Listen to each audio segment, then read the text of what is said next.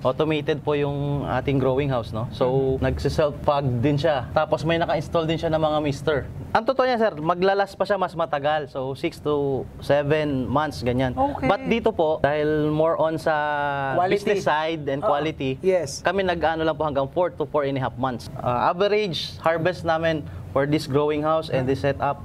So, monthly, nagkakaroon po kami ng harvest na 2.5 to 3 tons. Dumating din po ako sa time, nagtanim ako 500 bags, totally wipe out. Walang nabuhay. Sir, ano yung best lesson mo sa pagpa-farm ng mushroom? Ako sa mushroom, sir, number 1 talaga, sir. Sabi ko, ST, sipag at tiyaga. Wow! Talaga?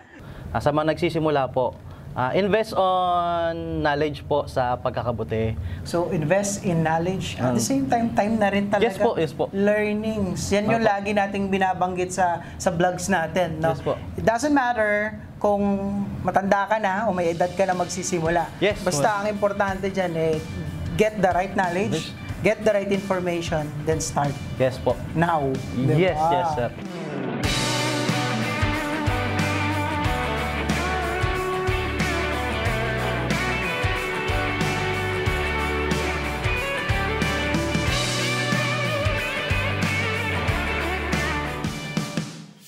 After natin magawi sa incubation area nila Sir Rian, nandito naman tayo sa growing house po nila. Yes po, Ayan. yes po. Sir, tell us more naman about itong growing house ninyo. Anong kakaiba dito? Yun nga po, gaya nga po nasabi ko, automated po yung ating growing house, no? So, nagsi-self-fog din siya.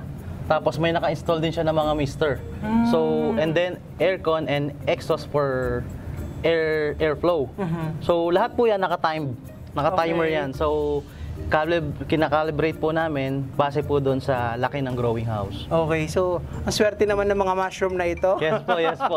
Hindi sila naiinitan, hindi sila nauuhaw kasi basta nakuha yung temperature nila to, pag nag-iba po iyon, automatic susuplayan sila ng mga machines. Sagana, no? Kumbaga, kumpleto. Yes, kumpleto yung kinakailangan niya na nutrients, kinakailangan niya na moisture dito sa inyong growing house. Yes. Sir, parang nag-harvest na ba kayo ngayong araw na ito? Or Tapos na po. Tapos na. So ito yung mga pa-bloom pa lang po. Kanina nakapag-harvest na po kami. So sobrang puting-puti na ito, sir. Parang ilang days na po ba yan na napapakinabangan, Ang sir? totoo po, ito sir, yung ganito ka-white pa na aming bags, ito is running for 3 months na siya. Grabe! So, namamaximize ni room yung magiging yields ni mushroom, natutulungan siya kasi stable pati yung temperature and kung ano mga requirements ni mushroom sa pagtubo. Okay. So 3 months. Pero usually, sir, ilang months ba yung, kumbaga, hindi ganito, kumbaga normal lang yung environment niya, wala tayong automation na ginagamit. Yung isang fruiting bag, ilang months lang siya tumatagal? Ang totoo po niya sir, sa isang bags may eksaktong gramo siya na ilalabas sa kanyang lifespan. So, dito dahil automated siya, tuloy-tuloy ang pagbunga niya. Mas maikli yung panahon na naglalas siya. But sa ikli ng panahon na yun, ganun pa rin ang itsura niya. Kumbaga parang bago pa rin. Hindi siya nako-contaminate, tama ba? Nako-contaminate sir, pero napakaliit na lang ng chance pag nandito na po sa growing area. So yung ganitong puti, sir, let's say ito, Yes po. mga ilang days or months nyo pa mapapakinabangan yan? Ang totoo niya sir, maglalas pa siya mas matagal. So 6 to 7 months, ganyan. Okay. But dito po, dahil more on sa business side and quality, yes, kami nag-ano lang po hanggang 4 to 4.5 months.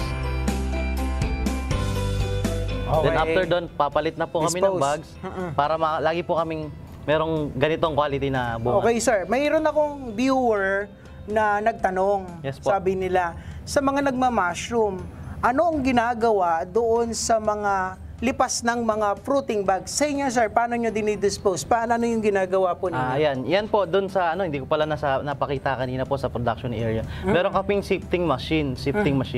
So yung mga bags, sinushoot namin doon and then pagbags naman binibistay niya. Then inaano niya ulit, magbabalik siya ulit sa parang kusot ulit. Okay. So ang gagawin po namin doon, yung iba binibenta po namin, ginagawa ng pataba sa halaman. Fertilizer. Yeah, fertilizer. Dito naman pagka marami masyado na yung output, nagkasabay-sabay kami nilabas. Binubundok sa amin ulit siya, pinapile namin siya ulit. Pinapadry, and then after a month or 2, ready na po siya paglagay direkta sa halaman. Okay. Pataba na siya, organic So fertilizer. ginagamit na organic fertilizer. Yes, Hindi nyo po siya nire-reuse para gawin sa fruiting bag ulit? Dito sa practice po namin, sir, as much as possible, laging new. Bakit po? Yung nutrients na nakuha po niya doon po sa kusot, nung unang bunga siya, is wala na po yun eh. So Okay. if pag nireuse nyo po yun, para magiging body lang siya ng bugs, pero lesser yung nutrients na makukuha nyo. Okay. At saka kasama na po sa costing. So Yes. why next, So kumbaga sir, hindi nyo tinitipid? yes po, why, kumbaga parang sabi nga ni boss, why settle for less kung makuha ka magandang yields? Why Sabi settle niya, for less? Diba? Ganda nun, ha? ha? So, ang dami. Ito, sir, ang kasya dito, sabi mo, 45,000. Bali, Ito lang ba o meron pa? meron po, tatlo po ito. Itong maliliit po ito is 10,500. Dalawa po yan, 10,500. And then yung kabila po is 24,000. So, malaki na. Yes po.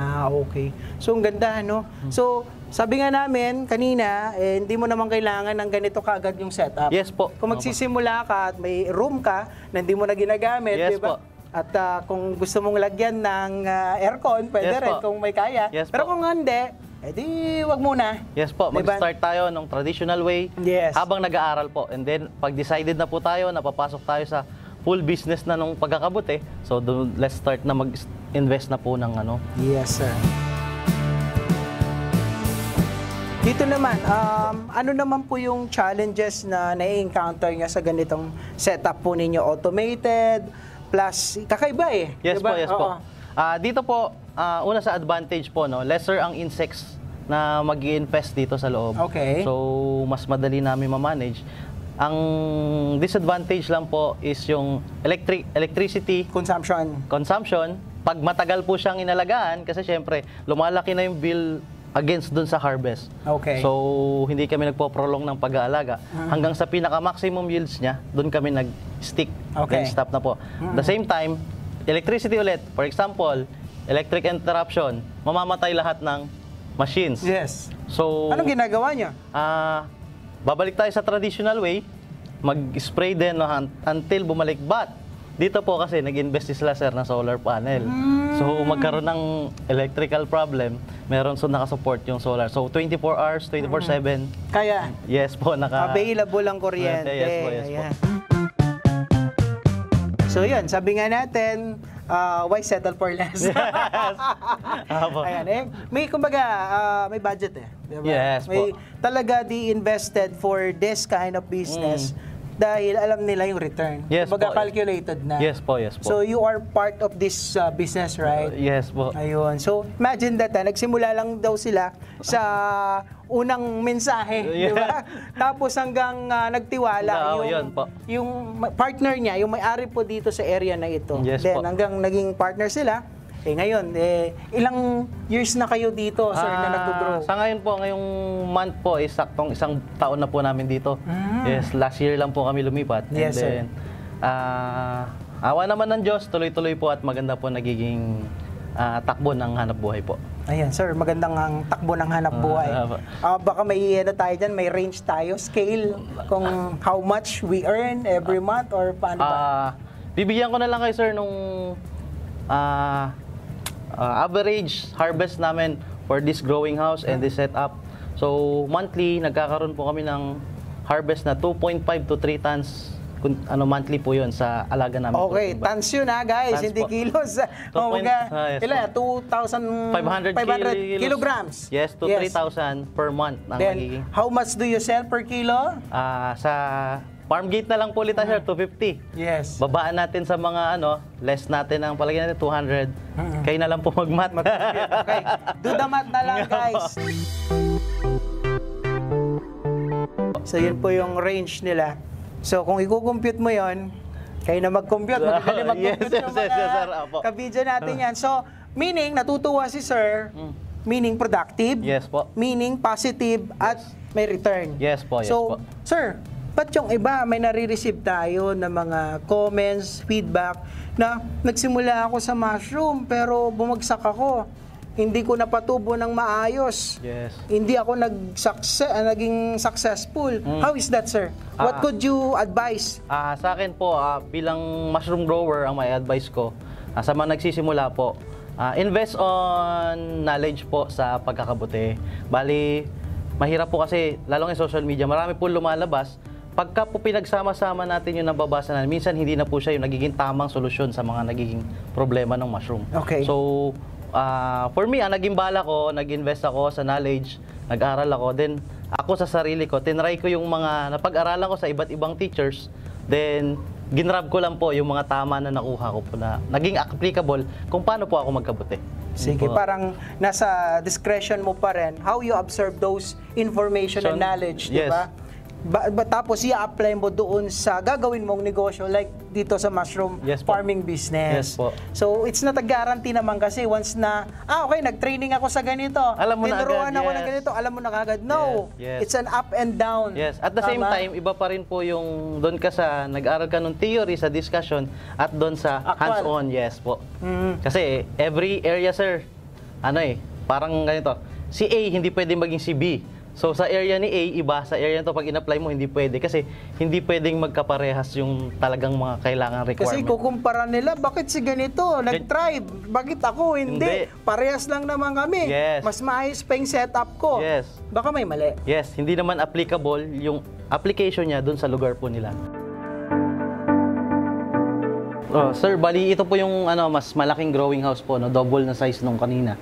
So dito yung mga medyo older bugs na po siya, but ayun po makikita nyo, dahil sa system na meron, even old bugs, nagpupurot pa rin siya ng maganda. Yan, dito po.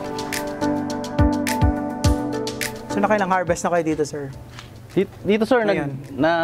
ngayong araw sir, naka-harvest kami ngayong araw is around 65 kilos. Kanina, 66 for exact. Yan. So, dahil hindi pa siya sabay-sabay, then yun yung average niya. But pagka nagkatuloy-tuloy naman po yung harvest namin, nagkasabay silang tatlo, yun nakakakuha po may around 100 above. Dito, kaya po medyo may alangan kami na na harvest. So, mapapansin nyo, nag-harvest kami meron. So, ito po mga nakalaan to sa mga nagpi-pick and pay. So, ready din po siya na para sa mga visitors na kung ano yung pipitasin nila. So, babayaran din nila dun sa kasama sa pick and pay po na schedules. Pumasyal sila. Yes po, yes po. Ayan, so madami pa. At saka para po sir, ma-experience at ma-enjoy din nila yung paano yung mushroom farming. Ano po? Yes. Sir, ano yung best lesson mo sa pagpa-farm ng mushroom? Ako sa mushroom sir, number 1 talaga sir. Sabi ko, ST, sipag at tiyaga. Wow! Talaga? Kasi sir, dumating din kami, nung nag-start ako, start kami, 500 bags, 200 bags, 300 bags. Dumating din po ako sa time, nagtanim ako 500 bags, totally wipe out. Walang nabuhay. Sabi ko kasi, ba't nagkaroon ng problema? Yun po ako nag-start na, sabi ko, mag-invest sa knowledge. Kasi yung tanong sa isip ko na, anong problema? Wala na, hindi ko alam kung paano siya isolusyon. So, kaya ako naghanap ng iba-ibang teachers, nag-enroll ako sa mga trainings. So, doon ko nakita, yun pala dahilan na hanggang sa nakuha ko na po siya. Grabe, no? So, invest in knowledge. At the same time na rin talaga. Yes po. Learnings. Yan yung lagi nating binabanggit sa vlogs natin, no? Yes po. It doesn't matter kung matanda ka na o may edad ka na magsisimula. Yes. Basta ang importante dyan, get the right knowledge, get the right information, then start. Yes po. Now. Yes, yes, sir. Kasi kung pagpapabukas mo pa, alam mo, pag-iiwanan ka. Yes po, yes po. Diba? Sir, bago tayo magtapos, at ako'y natutuwa, no? Ano po yung mensahe natin sa mga ka-video natin, sa mga viewers natin na gustong magsimula ng mushroom farming, at the same time, kung ano yung gusto mong impart sa kanila? Sa mga gusto pong pumasok sa pagma-mushroom farming, syempre, mag-start muna sila sa akin po, mag-start po sila sa maliit na quantity, and then doon po sila mag-aral ng paano magpatubo, at paano magpabunga ng kabuti. At the same time, gradually, unti-unti po. At the same time naman, ma'am, sir, sa mga nanonood po, kung gusto nila magsimula, at syempre, masyadong malawak po yung magsisimula ka, gagawa ng fruiting bags, Yes. pwede kayong bumili sa amin na ready-made na fruiting bags. Pumasyal dito. Pumasyal dito, libre po ang pagpasyal dito para makita nila yung facility. Tapos, i-guide po namin kayo kung paano magpatubo at magpabunga ng kabuti. At pagkatapos po nun, little by little, kayo rin po sa sarili nyo, kung gusto nyo gumawa ng sariling bags, So, makakapagsimula na sila ng kanilang business. Ang problema nila, magiging competitor nyo sila. Opo. Pero on your, sir, hindi naman ganon. On our side, sir, pagka bulk buyers at mga desididong mag-business, no, ang aming farm ay nag-o-offer naman ng yung like buyback scheme. Parang bibili sila ng bags, kami ang bahala sa kanilang output. So, parang magiging franchisee namin sila. Okay. So, but syempre, quality, check pa rin namin dito. Yes. But siguro marireach naman po kasi nakaalalay naman po ako sa pagtuturo sa kanila kung paano. May after sales pa rin. Yes po. Yeah, so ganda po ng kwento na nila dito, no? So siguro start now, invest in knowledge and information na kailangan ninyo sa pagsisimula po ng mushroom. So maraming salamat po sa panonood po sa atin. Alright, sir, Rian, maraming salamat. Maraming salamat po. Bye-bye!